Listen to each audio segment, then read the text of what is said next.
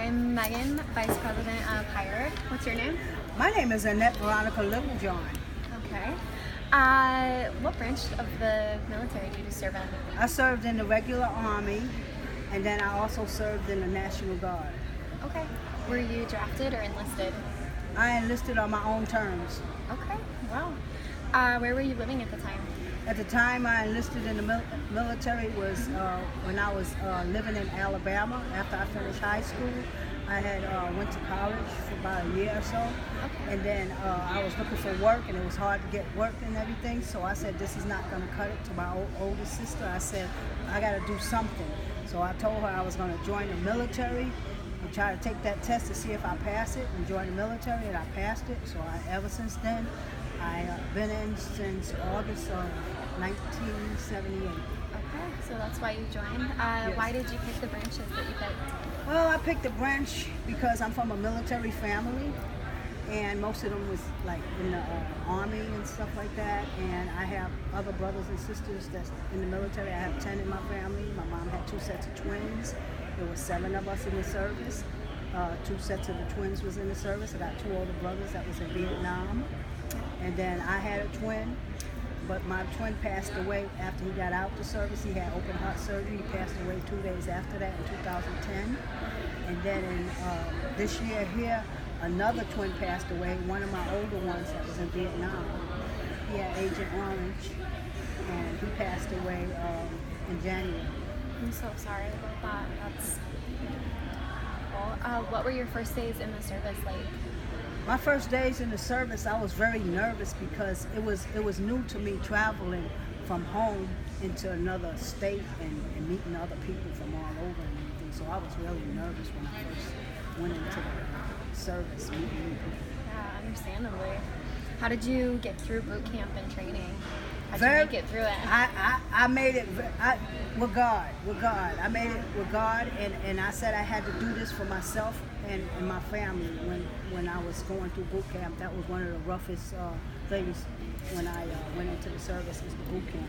After boot camp and AIT and stuff like that was easy, and then going to my duty stations, that was easy. The boot camp, I had to stick it out. Okay. What war or wars were you a part of? Well, by being in the military and stuff, I had injured myself and stuff like that. When I got out, there's a storm going on. Oh. I was still in the service, but they don't let people that have injuries fight the war and stuff. We still have to be in the rear or whatever. Okay. So I was still in through that war and through the one that just started, the Afghanistan war. Yeah. So I'm a peacetime veteran, but there was still a war going on. Okay. What was your job in the service? I accumulated between my military time and I was also in the National Guard. My National Guard time, I accumulated job skills. So in the military, I was personnel management and I was administrative. I accumulated those 2, what they call MOSs, military occupational specialty jobs. Okay. I accumulated that, and then when I got out and joined the National Guard, I was in teletype communications, radio communications, and then I went to training for nuclear biological chemicals. Wow, that's a lot of knowledge. Not only that, I took up college courses in the military when I was stationed in Korea. Oh, that's great. And then I also took correspondence courses. Anything that would promote my education, I would go for it. Okay. Where were you the day your service ended? Do you remember where you were? The day my service ended, I was leaving Korea. Okay. I was coming back to the United States, and I had to come into Oakland, California. I think that's where we have to turn in our military records and stuff. That's the out processing center or whatever. At the time I was coming in, they had just had an earthquake before we landed. Oh my gosh. Okay. Wow. And so, but we made it safe and everything. And then after that, after turning in my records, I processed out and everything. Then I went home to visit family, and then I also came to Michigan to make that my home. Okay. Relocated. Were you able to find employment once you got back? or was it a struggle? What happened is that when I first got to Michigan, what I did is I wrote down a lot of jobs and stuff, like different places out of the phone book to go research and find and go volunteer at these places. But I felt that that was my way of getting work because I was new to Michigan. Okay. And so I figured if I volunteered, then maybe they'd see my work performance and that'll be a way for me to get hired, which it did work out like that because I did get hired in schools and stuff like that. Oh, that's great. Okay. Were you able to find affordable housing once you got back? Well, I kind of like, when I became homeless, I was staying with someone and I became homeless and stuff like that. It was hard with 2 kids, raising 2 kids at the time. And so I stayed in shelters and stuff, women's shelters and things like that.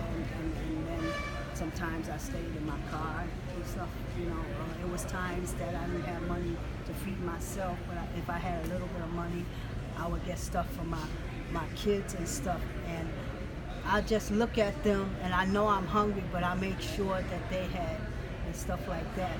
You know? Sorry, I'm a mom myself, so that makes me tear up. It's hard. Sorry.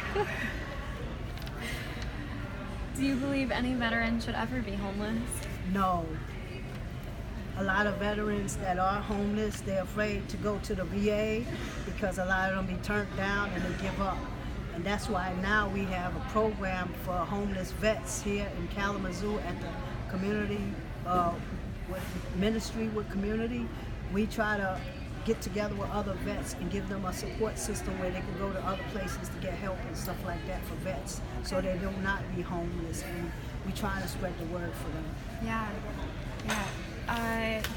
Did your military experience influence your thinking about war or the military life? Well, my military thinking about war and stuff like that is just like being a part of the military and being trained for war and all combat and everything.